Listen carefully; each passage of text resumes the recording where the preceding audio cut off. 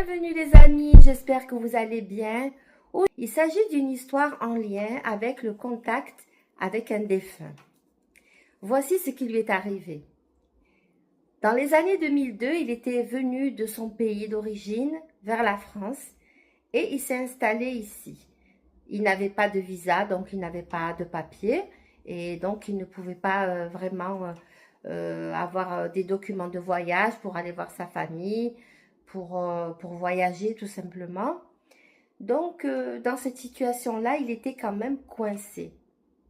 Aussi, 20 ans après, c'est-à-dire autour de 2022, il s'est passé que son père est décédé et il n'a pas pu le voir.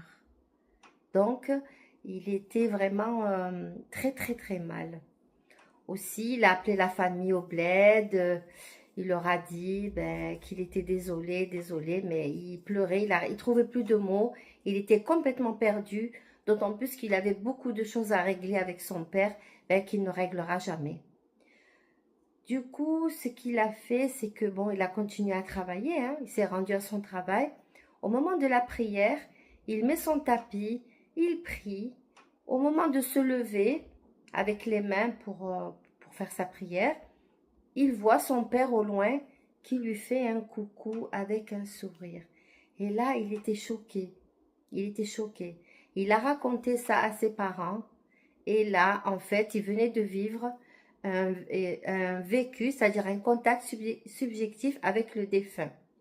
Et ça arrive souvent quand on a perdu quelqu'un.